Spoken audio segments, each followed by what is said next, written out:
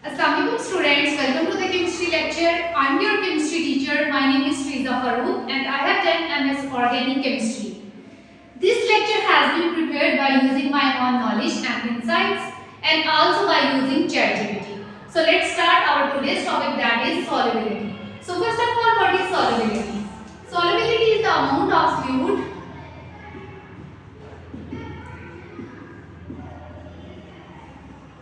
dissolved in 100 gram of solvent to make saturated solution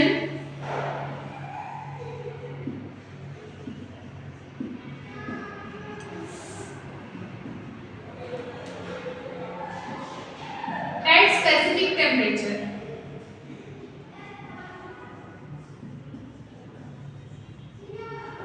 That is solubility.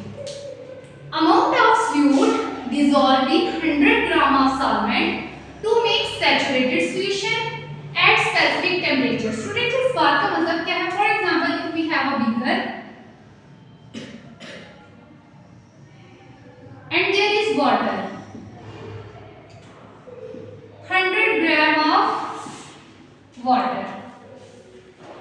अब इसमें हम क्या ऐड करेंगे? Fluid. Amount of fluid dissolved in 100 gram of solvent. किस fluid की कितनी अमाउंट 100 ग्राम ऑफ सॉल्वेंट में डिसॉल्व होगी? डिसॉल्व होने के बाद हमारे पास क्या बनेगा? Saturated solution. Saturated solution room temperature पे ही बनेगा. अच्छा, सैचुरेटेड सॉल्यूशन क्या होता है? एक ऐसा सॉल्यूशन होता है जिसमें मैक्सिमम अमाउंट होती है सॉल्वेंट की. Maximum amount of solvent fluid, इतनी ज्यादा उसके अंदर फ्लूइड की अमाउंट होती है कि फर्दर अगर हम फ्लूइड उसमें ऐड करेंगे तो उसमें डिसॉल्व नहीं होगा बल्कि सरफेस पे सेटल डाउन होगा. तो सॉल्युबिलिटी स्टूडेंट्स क्या होती है कि फ्लूइड का डिसॉल्व होना 100 ग्राम ऑफ सॉल्वेंट में. Water is a solvent. For example मैं कहती हूँ कि 100 ग्राम ऑफ सॉल्वेंट में मैंने 50 ग्राम शुगर ऐड की है. That will be the solubility of fluid, that is sugar.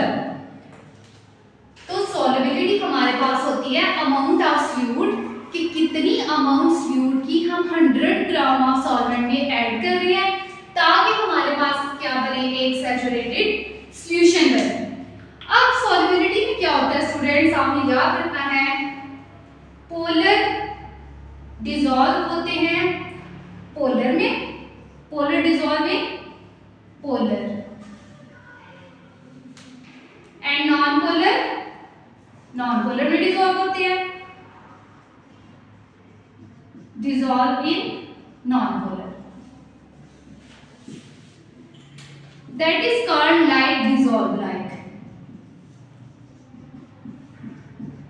Like dissolve like. पोलर्स क्या होती है? जिनमें पोल्स प्रेजेंट होते हैं, जैसे कि स्टूडेंट्स वाटर. वाटर क्या है? H2O. That is water. Partial positive, partial negative, partial positive. तो जिसमें पॉजिटिव और नेगेटिव एंड्स प्रेजेंट होते हैं उसको हम क्या कहते हैं? पोलर. जैसे NaCl है, पॉजिटिव नेगेटिव, इसके भी पॉजिटिव और नेगेटिव एंड्स है. तो पोलर पोलर में डिसॉल्व होता है. NaCl किसमें डिसॉल्व होता है? वाटर में. Okay students, same like that oil जो है वो वाटर में डिसॉल्व नहीं होता क्योंकि water is a polar. Water की पोलर नेचर है जबकि ऑयल क्या है? नॉन पोलर है. तो पोलर पोलर में डिसॉल्व होता है और नॉन पोलर किस में डिसॉल्व होता है? नॉन पोलर में. ओके, अब सॉल्युबिलिटी के लिए हमारे पास कुछ कंडीशंस हैं या सॉल्युबिलिटी के लिए हमें कुछ स्टेप्स का पता होना जरूरी है. जैसे कि फर्स्ट है सॉल्युबिलिटी की कंडीशंस जो है वो हम पढ़ने लगे. फर्स्ट कंडीशन है कि फ्लूइड को सॉल्वेंट में सॉल्युबल होने के लिए फर्स्ट जो स्टेप कंडीशन ये है कि फ्लूइड के पार्टिकल्स की आपस में जो इंटरेक्शन है वो ब्रेक होनी चाहिए। Fluid particles interaction must break. जैसे कि स्टूडेंट्स फॉर एग्जांपल हमारे पास NaCl है। अब जो फ्लूइड है ये आयंस में टूटना चाहिए। Na पॉजिटिव Cl नेगेटिव में इसको ब्रेक होना, that is the important condition for solubility. तो फर्स्ट कंडीशन हमने पढ़ी कि फ्लूइड के पार्टिकल्स का आपस में अलग होना, that is important. Second condition is solvent के पार्टिकल्स का भी आपस में टूटना इंपॉर्टेंट है। Solvent particles must separate. जैसे कि स्टूडेंट हमारे पास वाटर है तो इसका कन्वर्ट होना आयंस में, जैसे कि हाइड्रोजन पॉजिटिव और OH नेगेटिव, ये आयंस में टूट जाएगा, ठीक है। तो इसी तरह हमारे पास फ्लूइड के पार्टिकल्स का अलग होना इंपॉर्टेंट है, सेम लाइक दैट सॉल्वेंट के पार्टिकल्स का भी सेपरेट आउट होना इंपॉर्टेंट है। And third condition, there must be interaction between fluid and solvent। Fluid और सॉल्वेंट की आपस में इंटरेक्शन होना, that is important. For example NaCl है, सोडियम पे पॉजिटिव चार्ज और इस पे नेगेटिव। इसी तरह वाटर है, नेगेटिव और पॉजिटिव एंड्स होते हैं इस पे। अब फ्लूइड सॉल्वेंट का इंटरेक्शन होने का क्या मतलब है, तो जो पॉजिटिव एंड है वो अट्रैक्ट करेगा सॉल्वेंट के नेगेटिव एंड को, सेम लाइक दैट फ्लूइड का नेगेटिव एंड अट्रैक्ट करेगा सॉल्वेंट के पॉजिटिव एंड को। So that is called fluid solvent interaction. तो सॉल्युबिलिटी की हमने 3 कंडीशंस पढ़ी है। क्या पढ़ी? फर्स्ट हमने पढ़ी कि fluid particles interaction must break, कि फ्लूइड के पार्टिकल्स का आपस में सेपरेट आउट होना इंपॉर्टेंट है।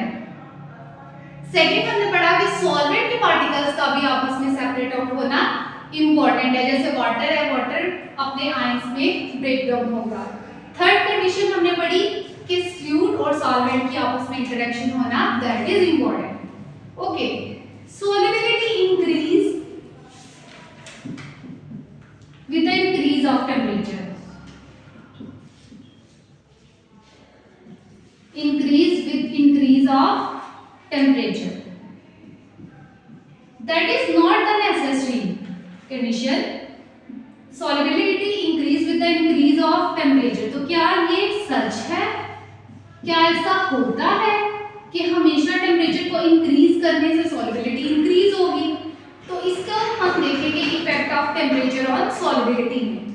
सो हम अब पढ़ेंगे effect of temperature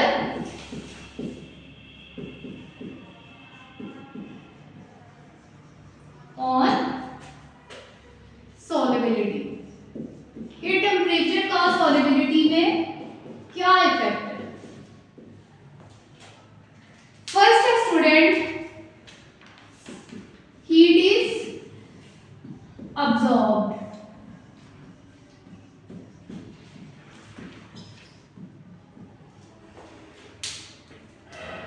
effect of temperature में हम फर्स्ट पढ़ेंगे हीट इज अब्सॉर्ब्ड। अब हमारे पास कुछ साल्ट्स हैं, फॉर एग्जांपल कैल्शियम क्लोराइड, इसको ले लेते हैं कैल्शियम क्लोराइड। एक टेस्ट ट्यूब लेते हैं हम, उसमें हम क्या फिल करते हैं? वाटर।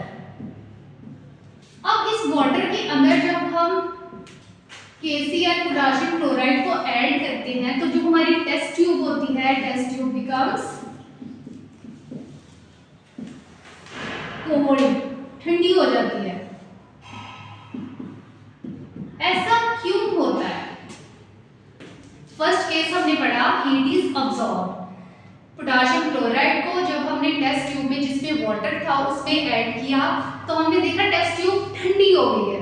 तो ऐसा क्यों होता है? इसकी हम जनरल एग्जांपल जैसे हमने इवेपोरेशन के केस में पढ़ी थी कि इवेपोरेशन काज कूलिंग, जैसे हमारे हाथ पे एसीटोन गिरता है तो हमें अपना पाम ठंडा लगता है। ऐसा क्यों होता है?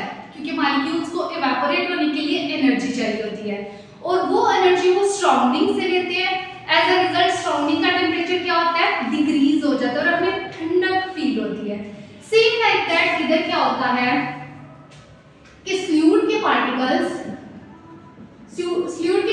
ने आपस में क्या होना है? सेपरेट आउट होना है। फ्लूइड के पार्टिकल्स की सेपरेशन होनी है ना, ठीक है। इन दोनों ने आपस में टूटना है आयंस में। तो आयंस में कन्वर्ट होने के लिए दे रिक्वायर हीट की रिक्वायरमेंट है। अब ये क्या करता है? ये साल्ट सराउंडिंग से ये क्या करता है? हीट अब्सॉर्ब कर लेता है, सराउंडिंग से हीट लेता है, ठीक है। सराउंडिंग से जब ये हीट ले लेता है एज अ रिजल्ट सराउंडिंग का टेम्परेचर क्या हो जाता है? Surrounding temperature decrease. सराउंडिंग का टेम्परेचर जब डिक्रीज होता है तो as a result cooling feel होती है and that is endothermic process, ठीक है। इसमें क्या हुआ? फ्लूइड, सॉल्वेंट और तीसरी चीज इसमें क्या मिली? हीट जो सराउंडिंग से अब्सॉर्ब की। तो फिर हमारे पास क्या बना? सॉल्यूशन। ओके स्टूडेंट, सेकंड है हीट इज रिलीज्ड। पहला केस हमने पढ़ा कि हीट अब्सॉर्ब कब होगी, सेकंड केस हम पढ़ेंगे कि हीट रिलीज कब होगी। ओके स्टूडेंट, इसमें हमारे पास एग्जांपल आपकी बुक पे मेंशन है लिथियम सल्फेट की। लिथियम सल्फेट,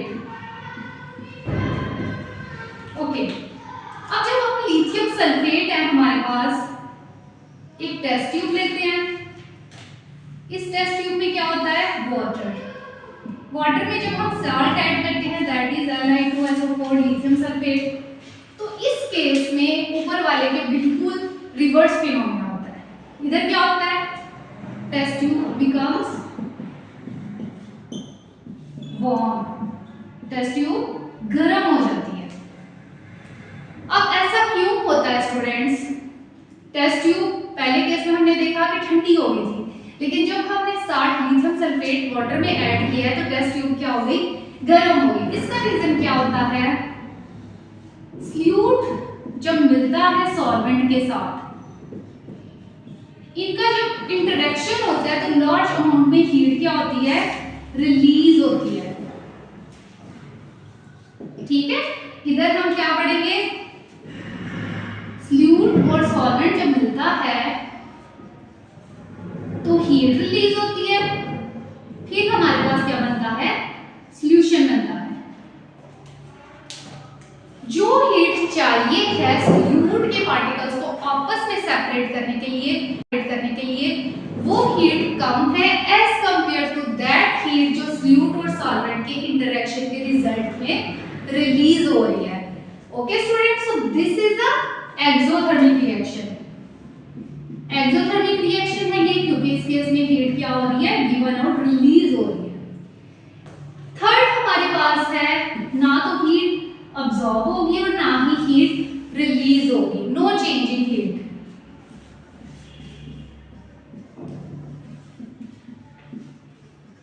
ओके, हमारे पास साल्ट है sodium chloride NaCl table salt जो हम खाने में यूज करते हैं। टेस्ट ट्यूब में जब हम NaCl को ऐड करते हैं, वाटर है इसके अंदर, जब NaCl को ऐड करेंगे नो चेंज इन हीट, तो हीट में कोई चेंज नहीं आएगा, ना तो हीट अब्सॉर्ब होगी और ना ही हीट रिलीज होगी। So these are the three effects of temperature on solubility. Conceptual question, students.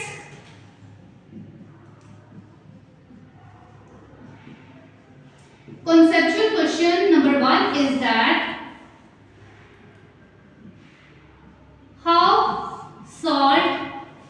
dissolve in water. Question number 2 is what is the science behind endothermic reaction? What is the science behind endothermic and exothermic reaction? Okay. Question number 3 is what happened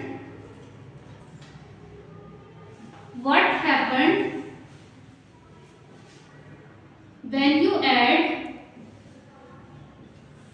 NaCl in water? Okay students, so these are 3 conceptual questions. You have to give the answer of these questions. आपके पास board पे सारी information है. ये lecture लेने के बाद आपने ये तीनों conceptual question सॉल्व करने हैं. Okay students, thank you, wish you all the very best.